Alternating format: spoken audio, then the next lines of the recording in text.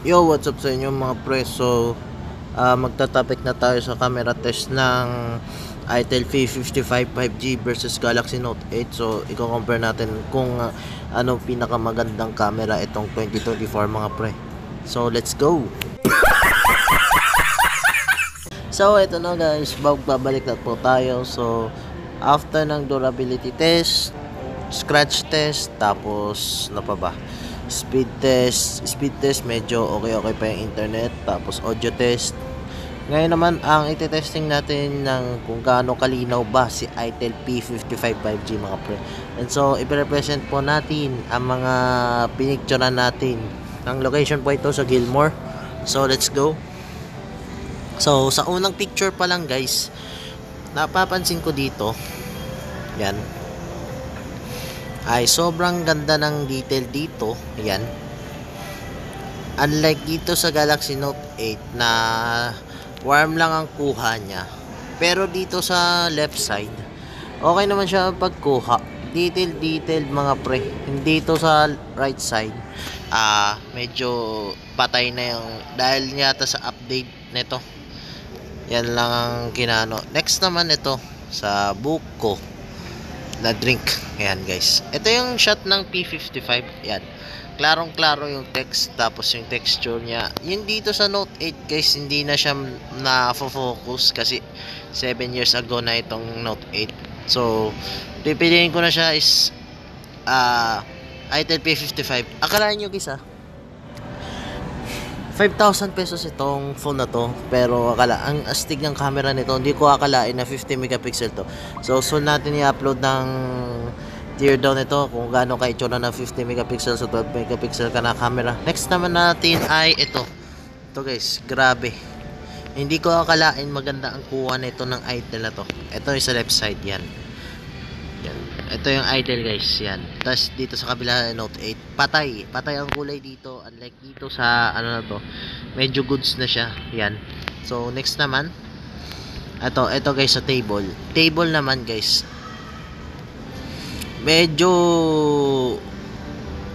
tie na silang dalawa. So muntik na siya na malapit na parehas. Hindi niya kuha naman yung detail dito, at wala naman problema. Middle part malapit na. Next naman, dito ako nanibago sa kulay. Kuha yung kulay na itong ano na to. Yan, yung poster. Unlike dito, pure violet talaga dito sa right. So, sa ano naman, wala naman, parehas lang naman. So, wala naman problema. So, yan. Dito naman sa place na to, sa public eatery, papansin ko grabe ang kulay na ito, unlike dito. Wala so ano na itong Note 8 ko guys So next naman ito, public eatery. Yan, mapapansin ko dito cleared ang LED lights nito ng public eatery, unlike dito medyo may pagka-shadow na siya. Grabe, Note 8 lang to guys, Note 8 lang. Malapit na to sa middle part. Grabe ang effort na nito ng P55. So next natin mga pre, iyan sa escalator. Middle part parehas lang naman, wala naman problema. Ito guys, ang ganda ng kuha na ito ng public eatery. Yan, ito guys. Tapos dito naman yung isa, may pagka-shadow na siya ng konti. Yan, grabe ang astig pala na ito ng Itel na to guys. Wala akong masabi. Next naman dito guys, ito playground. Yan, dito wala sa left side kuha talaga pagkuha ng photos, tapos sa right side mukhang patay na ang kuha. Yan, Note 8 lang to guys yung yung sa right side. Grabe, ang laki ng improvement talaga ni Itel pagdating dito sa camera. So dito muna tayo sa garden. Yan, sa garden, ang ganda talaga ng kuha dito guys sa garden. Kalahin nyo yun guys kuha yung dito niya sa zoom. Grabe, laki ng improvement niya dito. Yan, Grabe improvement nito ng item na to guys. Tas dito naman sa isa. Yan. Sa LED parehas lang naman sila. Yan. Pagdating dito, nagkatalo lang sa contrast ng kulay. Mas pumamilyar ako dito sa left side. Kasi kuhang-kuha eh. Oh. Tas dito naman sa isa. Yan. Sa upuan. Na-surprise ako dito guys. Grabe. Dito kuhang-kuha ang kulay dito. Yan. Dito sa left side. Grabe. Lahat i-present ko lahat dito mga pre. So ito sa signage. Yan. Dito sa signage pre. Sa signage walang problema. Wait lang. Sa contrast ng kulay. Yan. Mas okay to yung Note 8 kaysa dito. Sa left side. Okay siya dito. Maliban lang sa dahon patay ang kuha. Pero dito okay naman, goods naman, wala naman problema. Ayun. So ito naman guys, ang sa halaman. 60-40, 60 tsaka 40. Medyo parehas lang ang focus niya, nagkatalo lang sa contrast.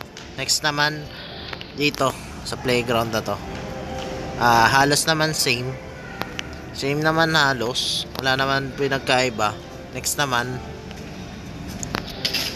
ayan sa front camera guys. Yan sa front camera. Yung background patay na patay ang background dito. Unlike dito, grabe laki ng improvement. Wala siyang filter guys yung Itel. Hindi ko akalain na gato pala mangyayari sa Itel ngayon guys. So next natin ay ito guys ng Panda chair. Yan. Grabe. Laki. Yung 5,000 mo itong 2024. Grabe, wala akong masabi. Maliban lang sa Itel, if na mga nakasalpak ng bloatware.